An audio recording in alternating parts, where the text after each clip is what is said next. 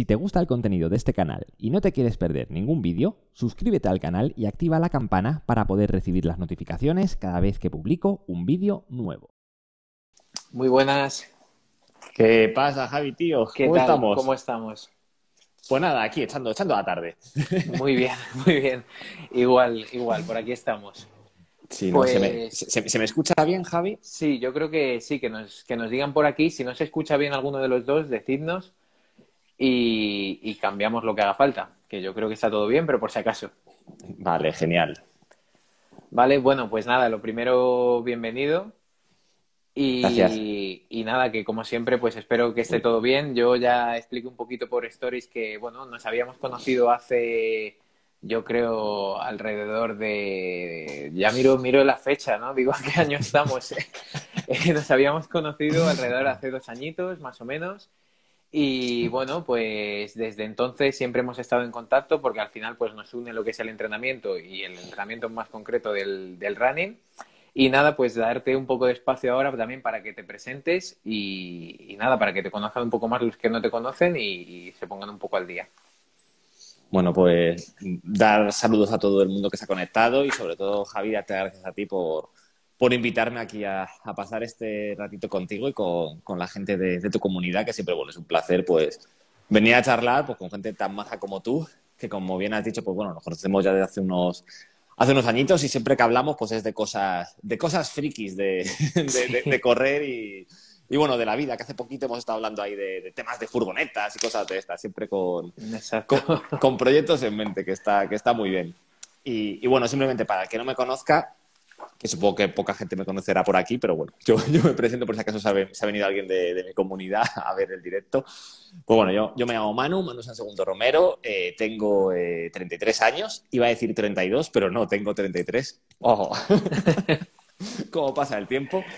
Y nada, vivo aquí en San Lorenzo del Escorial, en Madrid, en la montaña, y soy entrenador de deportes de resistencia especializado en trail running y ultra trail. Y bueno, digamos que estoy desde siempre, desde el inicio, enfocado al entrenamiento online, desde el año 2013, y desde el 18 viviendo 100% de lo que es el entrenamiento online. Es decir, que soy bastante friki de todas las herramientas, de todos estos avances tecnológicos que tenemos a día de hoy.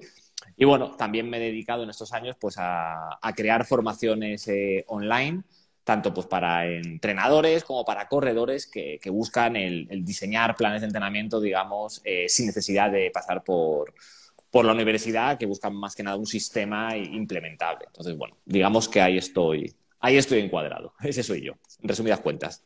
Sí, antes para poner la foto en Stories me ha costado un poquito, ¿vale? Pues entrenador y formador de corredores, porque bueno, también formador de entrenadores, o sea, digo, a ver cómo lo Sí. pongo. Pero bueno, sí que es verdad, yo también eso, de decirte que te conozco, ¿no? Que he dicho que te conocía de hace 2 años aproximadamente. Te conozco realmente porque también me has ayudado bastante a desarrollar mi servicio y poder ofrecer, ayudar a corredores enfocados en este caso. Lo mío es un poquito menos, sería una distancia menos, aunque no vamos a entrar en divisiones porque creo que salgo perdiendo. Entonces, me ayudaste mucho y me sigues ayudando a poder dar un mejor servicio siempre y ahí siempre te lo he agradecido.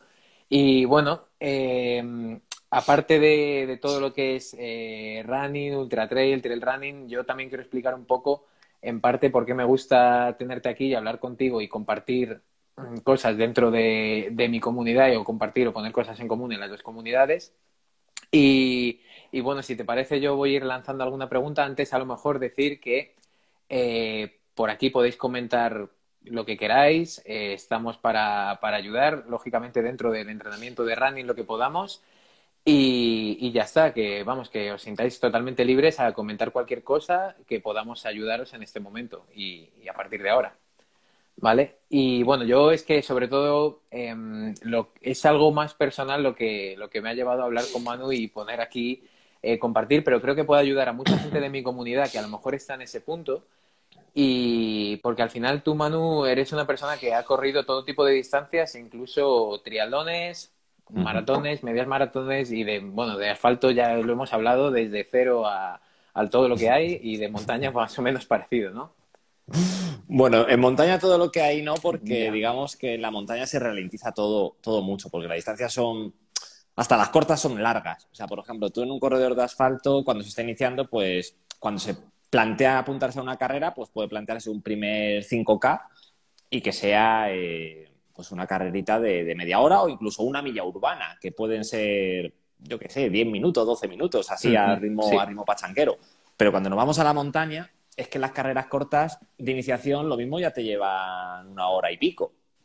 Entonces, estamos hablando que incluso lo corto es largo para según qué perfiles. Entonces, digamos que en asfalto sí que he corrido, bueno, en llano, vamos a decir llano, sí que he corrido distancias largas, pues bueno, largas, pero en montaña, cuidado porque los tiempos se alargan mucho y de repente te puedes meter en carreras de 20, 24, 30 horas sin casi darte cuenta y para llegar a eso no hay que tener miedo, evidentemente, pero sí que hay que tener respeto.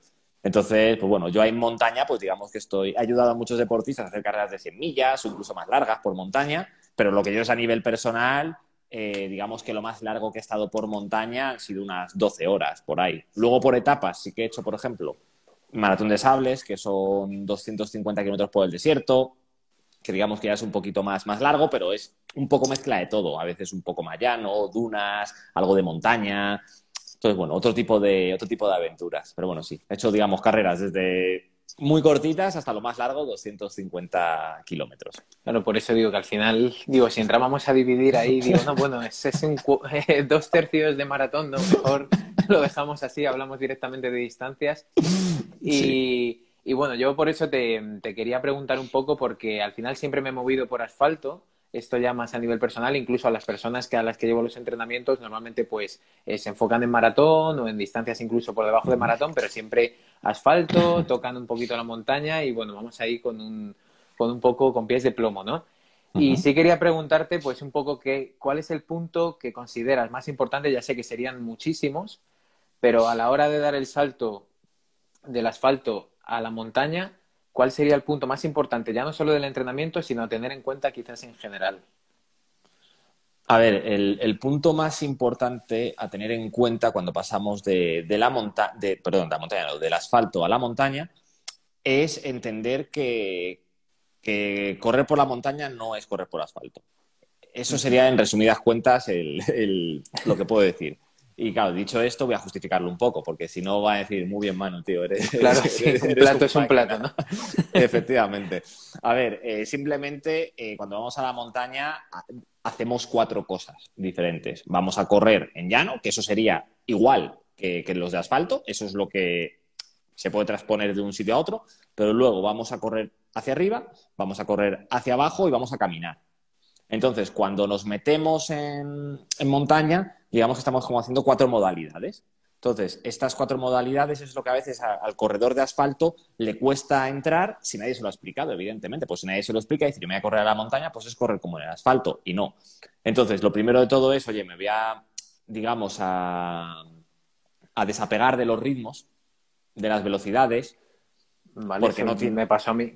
Vale. ¿vale? Me tengo que desapegar de eso. ¿Por qué? Porque me podría estar apegado en el llano. Puedo tener una referencia. Oye, viene una pista llana de tierra. Oye, pues claro, pues como si vas a correr en el parque de al lado de tu casa, que sea de tierra, pues oye, pues puedo tener una referencia.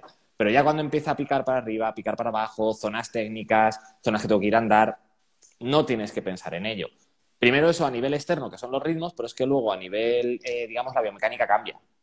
Ujú. ¿Vale? El patrón de movimiento, no voy a entrar a desgranarlo porque tendríamos que estar un ratito, pero que tenemos que entender que lo que es la zancada, esas fases de la carrera corriendo en llano, cuando estamos, por ejemplo, subiendo, la fase propulsiva eh, desciende y cuando estamos bajando, la fase de frenados aumenta muchísimo, por lo tanto ya la biomecánica va cambiando. Y luego, cuando pasamos de correr a caminar, es que la biomecánica cambia también, completamente. Claro. Entonces ya simplemente tenemos que entender que el gesto deportivo es diferente en función de qué situación estemos. Entonces, si el gesto deportivo es diferente, ¿qué va a pasar? Pues que hay que entrenar de forma diferente e entenderlo de forma diferente. Entonces, a efectos prácticos, ¿esto qué quiere decir? A lo que más rápido va a ver el deportista es el desapego al ritmo. Eso lo principal. Porque te sueles encontrar con la gente que está empezando que va obsesionada con, ay, más rápido aquí, más rápido aquí, más rápido aquí. Uy, me empieza a picar para arriba y tengo que correr más rápido. Tal. No, o sea, hay que fluir en ese aspecto. Vale. Sí, eso, o sea, me parece súper interesante porque igualmente yo desde que hice la última maratón que hice dije, vale, pues Ujú. voy a dar un poquito el paso a la montaña, vamos a ver qué tal, que tengo la posibilidad de hacerlo. Bueno, y lo primero que hice pues fue salir de casa y subir a la montaña. O sea, entonces, lógicamente todo es subida y yo qué sé, yo me muevo en ritmos, no sé, entre 4 hasta 4:40, 5 minutos el kilómetro según lo que esté entrenando, ¿no?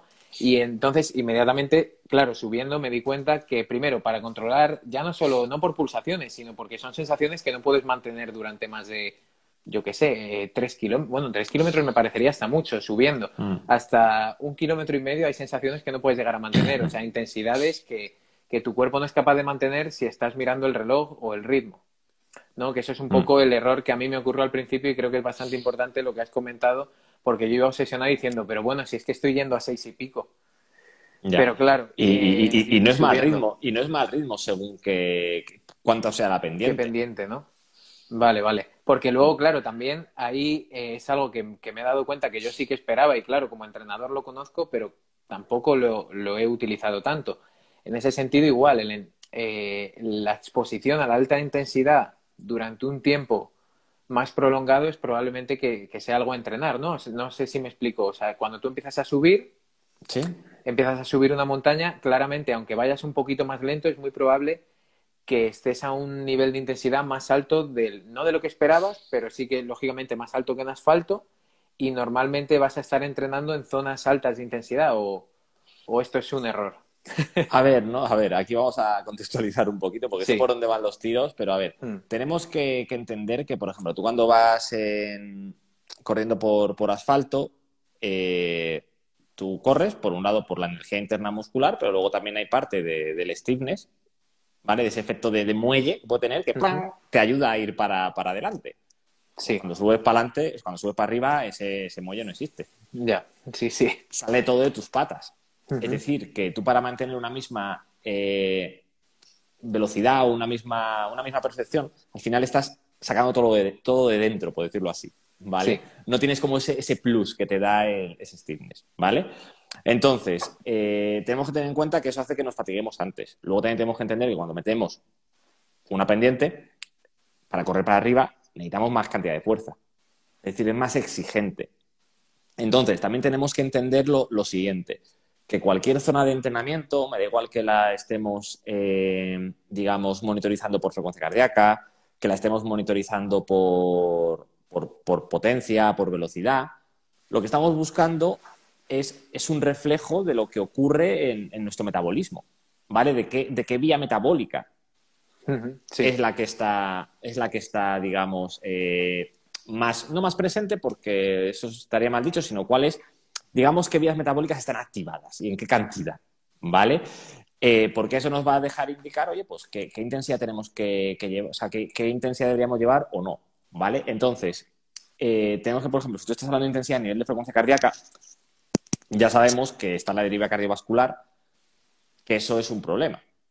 ¿Por qué? Porque al final nuestras pulsaciones empiezan a subir, a subir, a subir, pero por otros motivos que no es la intensidad del ejercicio. claro. Ujú. ¿Vale? Entonces a veces puede ser un error, ¿vale? Nos puede llevar a un error, decir, oye, voy a cierta intensidad, pero se me está yendo el pulso. Entonces, en este aspecto, yo siempre intento, por ejemplo, cuando estamos trabajando por potencia, es más sencillo de monitorizar, ¿vale? Y si no, también parece una tontería, pero no desechar las sensaciones. Claro, por ahí también Sensaciones iban un poquito, sí, los tiros, dime. Sensaciones, pero ojo, no, a mí, por ejemplo, la escala subjetiva de esfuerzo es como su nombre indica, es muy subjetiva. Ya, Y, sí, sí, y lo que es 8 para ti lo mismo es 5 para mí o al sí. revés. Mm. Pero en cambio, la escala conversacional, Ujú. ¿vale? Es decir, cómo estoy jadeando, cuántas palabras soy capaz de decir, eso tiene una correlación directa con lo que está pasando a nivel metabólico en mi cuerpo. Entonces, dentro de lo que es subjetivo, no es tan subjetivo. ¿Vale? Claro. Porque al final, dentro de nuestro organismo hay una hiperventilación metabólica, que esa hiperventilación metabólica se traduce en un jadeo, que ya es una hiperventilación, digamos, mecánica, ¿vale? Física. Entonces, por ejemplo, si yo quiero estar subiendo a típica intensidad que se puede correr una media maratón, ¿vale? Que estaríamos ahí cerca de ese estado estable, cerca de ese límite entre la fase 1 y la fase 2 y fase 3 del modelo de trifásico, ¿vale? Sí, Pues ahí puedo decir, oye, pues voy a subir a una intensidad que pueda decir una o dos frases seguidas, ¿vale? vale, Entonces, de cara a la montaña es súper útil el hecho de controlar esa escala conversacional. vale. Porque Ujú. como el terreno es muy irregular, las pendientes pueden variar mucho y los potenciómetros no son todavía certeros del todo, ¿vale? Porque estiman, no miden directamente la potencia, sino que la estiman, pues si al menos sabemos correlacionar nuestro metabolismo interno con nuestra escala conversacional, nos puede ayudar a afinar bastante el tiro a la hora de hacer, por ejemplo, un trabajo de media o alta intensidad en montaña. Vale, ¿Vale? Ojo, y en asfalto también. Pero en asfalto tenemos más recursos y es todo como más fácil, pero cuando sí. estamos yéndonos a la montaña, o sea, es más complejo, es más salvaje, y el hecho de tener esa escala conversacional nos sirve bastante. Entonces, más allá de llevar al deportista por frecuencia cardíaca, pues va a hacer un lío. ¿Por qué? Porque cuando se ponga así, se le va a disparar las pulsaciones. Cuando se ponga así, se le van a bajar. Cuando empiece a bajar la montaña, también se va a ir el pulso al suelo. Es decir, Si le dices, no, no, que tienes que ir en zona 5, claro, ¿no? Tira, tira, bajando, claro. va a ser un caos. Entonces, Claro. si tiene un potenciómetro, se pueden solucionar muchas de estas cosas, pero el potenciómetro hay que saber utilizar muchas cosas porque digamos, como entrenamiento avanzado, Ujú. ¿vale? Pero las sensaciones las llevamos de serie, la escala conversacional la llevamos de serie. Entonces, si nos adiestramos en ese punto, vamos a ser bastante libres en la montaña y a entender bastante lo que está ocurriendo en nuestro organismo, ¿vale? Entonces, podemos hablar de una escala conversacional desde una palabra, o sea, por ejemplo, cuando haces series de consumo máximo de oxígeno, pues que la sensación, o sea, lo que yo pueda decir, sea máximo una palabra y corta. Ahí estaría sin consumo máximo de oxígeno. Claro. Por ahí, por ahí. Ujú. Sí, Si sí, quiero sí. estar, por ejemplo, en zona del segundo umbral, un poquito por encima, pues que por abajo, que pueda decir una frase un poco más larga o casi dos frases. Que ya quiero irme a primer umbral, pues que pueda decir tres frases, hablar cómodo. Es decir, que según cómo esté nuestra ventilación metabólica, nuestra ventilación mecánica, física, se va a ver influenciada. Entonces, si sabemos cuál es esa paleta, podemos llegar a afinar bastante el tiro simplemente con esa escala conversacional. Que de cara a montaña, para esas personas que no tengan potenciómetro, que vengan muy influenciados por temas del ritmo, del asfalto, pues le puede venir muy bien. Claro, es que, o sea, creo que eso es bastante, bastante importante lo que estás diciendo ahora. O sea, al final, o sea, yo lo digo porque es una experiencia que he pasado yo y que creo que le puede pasar a muchas personas cuando empiezan y sobre todo dan ese salto, ¿no? A la montaña, que bueno, en mi caso no es súper profesional, pero es simplemente ir y saber que tienes que subir, que luego va a haber un llano o a veces ni siquiera, depende de lo que tengas planeado, y muchas veces vas a tener que bajar. Entonces, claro, como lo has dicho, ¿no? Al final las sensaciones sí que van asociadas a una situación metabólica y encima, claro, esa situación metabólica, no, la pregunta iba por ahí y la respuesta es perfecta, pero me refiero, al final, claro, si yo estoy en una sensación muy de ahogamiento, ¿no? Por así decirlo, o sea, estoy en una fase metabólica muy alta, o sea, estoy trabajando a Ujú. muy alta intensidad, lógicamente ahí estoy llevando a mi cuerpo a un desgaste energético mayor que si estuviera, por ejemplo, corriendo en asfalto en llano a una intensidad mucho más baja, por poner un ejemplo, ¿no? Sí. Entonces, sí que es verdad que lo que me he dado cuenta, y eso te quería preguntar lo siguiente, o sea, ahora hemos trabajado un poquito lo que sería la subida, que es donde seguramente si somos corredores principiantes de montaña nos vamos a ahogar y lo más seguro que ocurra al principio es que nos paremos y tengamos que caminar sí o sí, Ujú. y hasta que seamos capaces a lo mejor de dominar esas sensaciones y equilibrarlas. Y yo creo que también es muy importante conocer el terreno por donde vas a ir para saber un poco dónde te vas a encontrar, qué pendientes, si se puede saber, Ujú. claro. Sí. Una vez llegamos, imagínate, pues realizamos un ascenso hasta una cima y luego va a ser bajada en plan a lo bestia. O sea, directamente no va a haber ningún llano.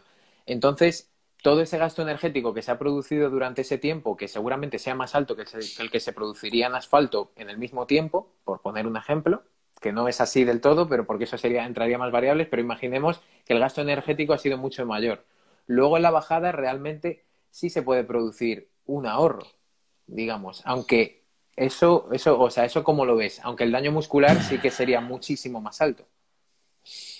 A ver, tenemos que tener en cuenta que cuando vamos a la montaña, aunque intentemos ir continuos. Por ejemplo, tú vas al asfalto y haces una tirada larga, pues continua. Pues tú te puedes mantener en tu rango de velocidades y ya está. Tú cuando vas a la montaña, por mucho que quieras hacer, por ejemplo, una tirada por montaña continua, te va a salir un farlek, aunque no quieras. Sí, ¿Vale? sí. Es que va a ser así. Es que va a ser así. Entonces hay que contar con eso. Lo que pasa es que vamos a intentar, oye, tener un rango de confianza. Tú lo mismo para una tirada larga puedes tener un rango de confianza de un más menos 2% y en la montaña que tienes que ir a un más menos 15% para hacer una tirada continua. Ojo. Entonces, por ejemplo, primera cosa, que si tú tenías estipulado llegar a la cima reventado, perfecto. Pero si no, es que te has equivocado en la subida. Eso es lo primero. ¿Vale? Entonces, lo que hay que hacer es combinar caminar con correr. Que no pasa nada por caminar. De hecho, muy poca... O sea, en carreras largas ni la élite corre todo el circuito, todo el recorrido. Y en carreras cortas, según la pendiente, tampoco. Es decir, caminar rápido en la montaña es un arte. Y hay que... Bueno, un arte, es un deporte, básicamente. Y hay que entrenarlo. Entonces, también hay que entender que en la montaña se camina. El alto rendimiento camina. Pero caminamos súper rápido. Súper rápido. De hecho, si tendremos en la imagen seguramente a corredores, aunque seáis de asfalto, corredores de montaña, pues con los bastones pum, pum, pum, pum, pum, pum, a toda leche en carreras de maratón, lo mismo, incluso más cortas, porque tengan esa carrera, por ejemplo, mucha pendiente.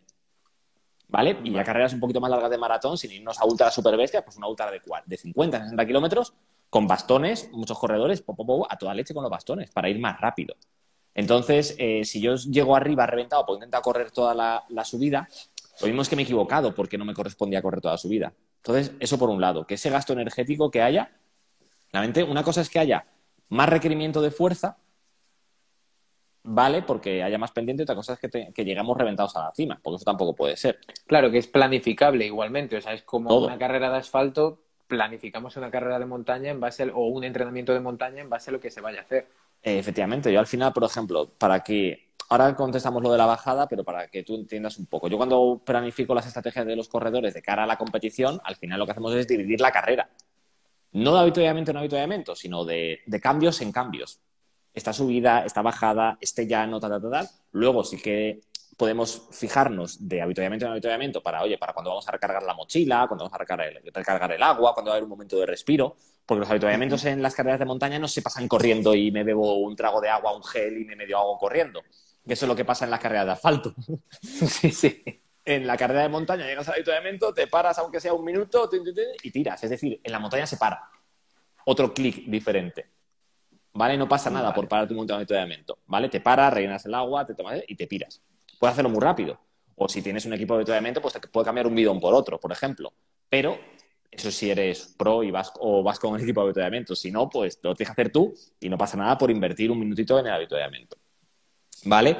Entonces, a la hora de hacer la estrategia de competición, pues bueno, puedes enfocarte en esos puntos de avituallamiento o, como digo, es muy interesante desgranar. Oye, me toca una pendiente aquí. Vale, pero ¿qué esta pendiente qué es? ¿Es una subida? Sí. ¿Pero cuánto desnivel tiene?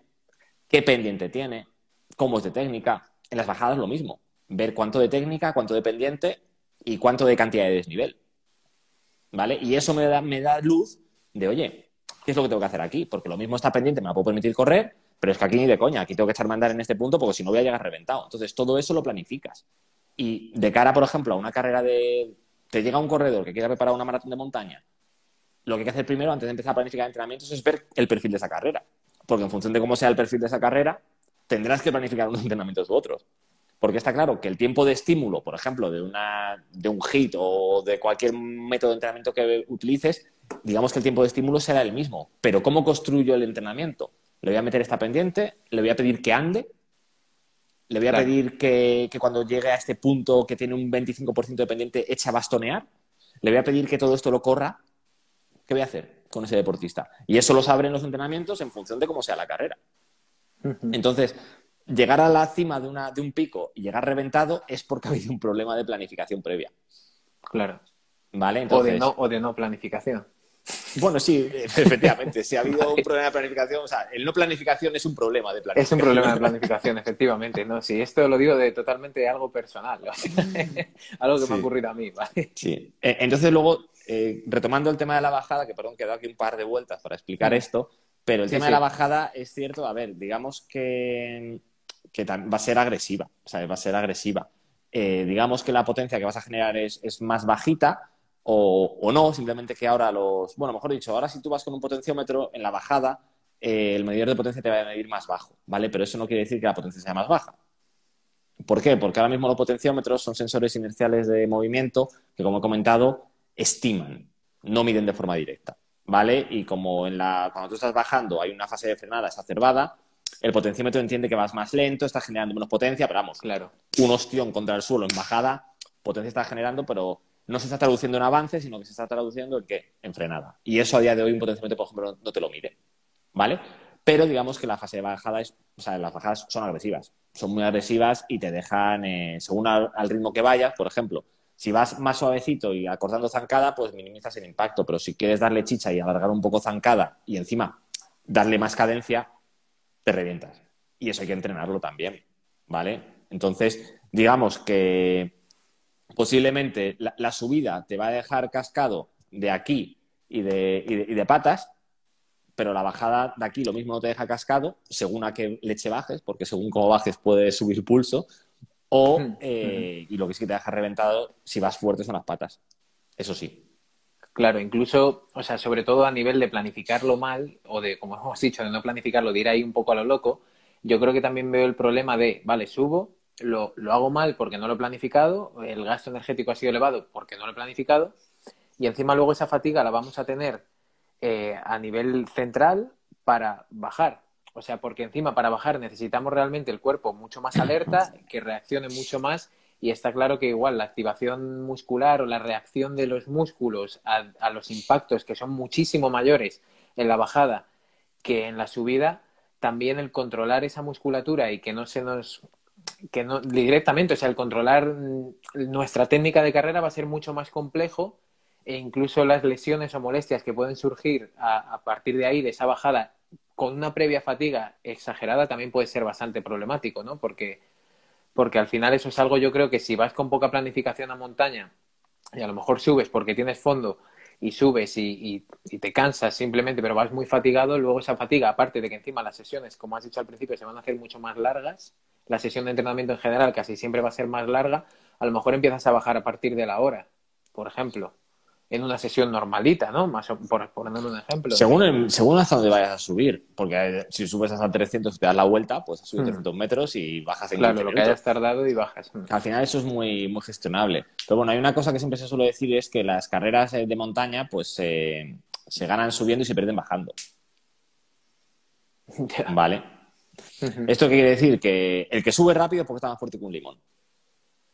¿Vale? Pero si tú subes rápido y está más fuerte que un limón, es porque tienes suficiente energía como para hacer esto de la carrera también rápido. Pero hay gente Claro. o sea, por ejemplo, muy típico ver en carreras bueno, te pongo un ejemplo. Tú estás ahí con un tío que tienes al lado una maratón de asfalto, que sabes que va a hacer 2 horas 10, ¿vale? ¿Tú saldrías pegado a su culo? No. ¿A que no? No. Vale, pues en las carreras de montaña la gente intenta salir pegada al culo de Kilian Jornet, aunque sean populares. Claro. ¿Estamos locos? Cuando encima las diferencias son mucho mayores incluso que la maratón de asfalto. O sea, poniendo Claro. la comparación de 2 horas 10 con un popular, pondremos a Kilian Jornet con un popular de montaña, normalmente la diferencia va a ser más grande. ¿Qué pasa? Depende, pero sí. Sí, dependerá, pero ¿qué ocurre? Que las carreras de montaña muchas veces tiran para arriba, salen para arriba, y cuando sales así, pues como que, pues puedo cogerle, pero claro, es que tú vas ahogado perdido, pero puedes ir a su ritmo, pero es a tocando las narices. ¿Qué pasa? Que tú para correr a 2:40 es que no llegas. Claro. No llegas, pero sí que hay mucho popular capaz de correr rapidillo así, a 5, 4 y pico, se puede correr en pendiente cuesta arriba, pero claro, los mismo te aguantan 1 kilómetro y ya han reventado, ¿vale? Es una pésima gestión del esfuerzo a lo largo de la carrera, y al final lo que tenemos que hacer es gestionar ese esfuerzo, o sea, es conocernos completamente lo que somos capaces de hacer en la montaña y lo que no, ¿vale? Porque Claro. si no, se nos va a ir, y es que es un proceso de aprendizaje, y evidentemente en la práctica y en la experiencia está, pues bueno, aquí es muy importante. Yo, por ejemplo, en algunas carreras que he ido, de repente tenía a un tío al lado, carrera de 40 kilómetros, ¿vale? Y al lado un tío en el kilómetro 1, dices, ¿no se está dando cuenta de lo que está pasando aquí? Ya. O sea, ¿no Sí, se sí, está dando sí. cuenta que va a reventar de aquí a la esquina y se va a arrastrar el resto de la carrera? Pues no se está dando cuenta, porque si no, no estaría haciendo eso, evidentemente. Claro. Es falta de guía, falta de asesoramiento, falta de conocimiento de lo que está ocurriendo, porque eso le pasa una vez y no más. Claro, también, eso seguro. Eso seguro. Vale. No, pues eso sí, o sea, yo creo que para resumir un poco lo que llevamos hasta ahora, y ahora tenemos aquí esta pregunta y yo creo que puede ser interesante, para resumir un poco lo que llevamos hasta ahora, para corredores de asfalto que quisieran dar el salto a la montaña, principalmente las carreras, o no las carreras, en general, el tiempo de entrenamiento va a ser más largo, en general, porque seguramente las carreras también vayan a ser más largas, sí o sí. O sea que en ese sentido hay que trabajarlo. Y luego, otra clave, olvidarnos de los ritmos que llevábamos hasta entonces en asfalto. Efectivamente. Para no llegar a la cima, si es que llegamos reventados. Efectivamente. Y ser muy estratégicos. Porque por ejemplo, una maratón de asfalto es bastante similar en cualquier sitio del planeta. Pueden cambiar algunas condiciones de que sea más rompepiernas o menos, algo de temperatura, de humedad, pero es bastante más parecidas todas las maratones que no en la montaña. Que tú, por ejemplo, haces una maratón de montaña en la zona de Sevilla, que hay maratones de montaña, tipo montañas muy bajitas, y luego te haces una maratón de montaña del Pirineo y se llama maratón de montaña las dos, y son carreras completamente diferentes que no tienen nada que ver, pero nada que ver. Entonces, ser analíticos, ser en este punto muy analíticos y antes de comprar un dorsal, decir, oye, voy a mirar el perfil, voy a mirar clasificaciones de otros años, a ver cuánto ha hecho el primero. Y dices, el primero tardó 6 horas. Pues esto es un infierno. Porque una maratón de montaña donde el primero hace 6 horas, eso es un infierno. El primero, una maratón de montaña, pues te estará rondando las 4 horas. Y si es rapidilla, incluso bajando de 4. ¿Vale? Bajando de 4. Si una maratón de montaña sin mucho desnivel, se baja de 4. Sí. 3 horas y media, por ahí, aproximadamente. Pero en cambio, el que gana. Claro, el que gana. Sí, que estamos hablando del mejor. Sí, y hay gente que incluso, por ejemplo, hay maratones que tienen mucho desnivel negativo y poco positivo y sí que se bajan en 3 horas, ¿vale? Pero si te das una maratón de montaña donde ves que el primero ha hecho cerca de 5 horas, dices, hostias. Y el primero sabes que es de élite, dices, esto va a ser durillo. Entonces, que también seamos eso, que simplemente revisando clasificaciones podemos entender un poco qué perfil es, revisando a los que ganan. No hace falta revisar toda la tabla porque ya puede estar muy sesgada, pero los que están arriba van a estar fuertes. Entonces dices, vale, tal distancia, han tardado tanto, y el que la haría en asfalto tardaría 2 horas menos o 2 horas y media menos. Dices, hostias, pues aquí no es lo mismo. ¿Vale? Entonces, que se entienda que son deportes diferentes. Eso es súper importante entenderlo desde el principio. Vale, pues ese punto yo creo que también lo sumamos como tercer punto importante, es decir, nos olvidamos de los ritmos y también tener en cuenta el mirar las clasificaciones de las carreras en conjunto con la distancia y ver un poquito el tiempo que podríamos tardar más o menos estimado, teniendo en cuenta el primero clasificado en todo caso. Y lo que dices, ¿no? Si es una carrera que no podemos afrontar ahora por nuestro estado de forma y punto, ¿no? Que muchas veces eso es lo que deberíamos tratar de ver y valorarlo siendo un poquito sinceros con nosotros mismos, ¿no? Que eso a veces es un poco difícil. Y aquí cuidado, porque también hay entrenadores que no están muy habituados a la montaña y animan a deportistas a hacer carreras que no corresponden por desconocimiento del deporte. ¿Vale? Te lo digo, porque a mí me ha llegado mucha gente animada por otros entrenadores a hacer carreras que no les correspondía y me han llegado muy lesionados, muy jodidos, a nivel emocional. Y es porque gente que lo mismo venía a hacer carreras de 10K, 20K en asfalto, se le ha metido entre pecho y espalda a hacer un 100K y ha habido una persona, un entrenador que le ha animado. Claro que sí, vamos a hacer esa carrera. Claro que sí, yo te entreno. Va a estar muy bien, tú puedes. Y no podías. Claro. No podías en ese momento, podías lo mismo dentro de 2 años, pero no hay cuando te prepararon para ello. Y tú vas con toda tu confianza, con toda tu buena fe que has contratado a una persona y te has reventado. Entonces, cuidado con esto porque los corredores tienen que ser conscientes de esto, pero también los entrenadores tenemos que ser conscientes de lo que es la ultradistancia, de lo que es la montaña y que el trail running es un deporte diferente al asfalto y que las reglas son diferentes y que una carrera de 40 kilómetros en montaña es muy diferente de una de 40 kilómetros en asfalto. Entonces, ahí sí, responsabilidad individual evidentemente para el corredor porque tiene que saber lo que puede hacer y lo que no, tiene que ser analítico evidentemente. Pero si va de la mano de un entrenador, la responsabilidad es 50-50. Uno que sepa dónde está y el otro que le asesore lo mejor posible para respetar su salud y su desarrollo como deportista. No, claro, y además tú, porque seguramente, digamos, te estás moviendo también más por el tema del running, el ultra trail, pero sí que es verdad que esto yo lo veo hasta con carreras más tipo media maratón, o sea, de personas que realmente no estaban preparadas y estamos hablando luego incluso de lesiones bastante problemáticas, o sea, desgastes de cartílago de rodilla, cosas que no dices, no, bueno, tengo un problema en el gemelo, es algo muscular y esto se soluciona, ¿no? Directamente. Entonces, con eso sí que es un mensaje en general, yo creo, importante. Primero, los entrenadores, que seamos responsables, al menos, como mínimo, con nuestros deportistas, que para eso son nuestros deportistas, y decir, pues hasta aquí es donde yo considero que realmente podrías llegar siendo realistas, y lo otro va a ser reventarse directamente. Y luego también, pues los deportistas, aunque no tengan ese asesoramiento, pues o que lo busquen o que consulten a un amigo, aunque sea un poco más especialista en eso, y que sepamos realmente hasta qué punto podemos llegar, porque eso incluso, si es algo, yo lo digo porque es algo que yo mismo he sufrido con el maratón, y vas entrenando a lo largo del tiempo y luego dices, joder, el primero, ¿cómo lo hice? ¿Vale? Efectivamente. Y luego aquí hay una pregunta que a mí me gusta. A mí cuando alguien me pregunta, oye Manu, ¿tú crees que yo estoy preparado para correr 100 kilómetros? La respuesta primera es no. Porque si tú estás dudando directamente, es que posiblemente la respuesta sea no, porque no entiendes cómo llegar hasta allí. Ya, exacto. ¿Sabes? Es porque si no ves claro cuál es el camino, o sea, una persona, por ejemplo, que ha corrido 60 kilómetros, 70, sabe si está o no para correr 100 kilómetros.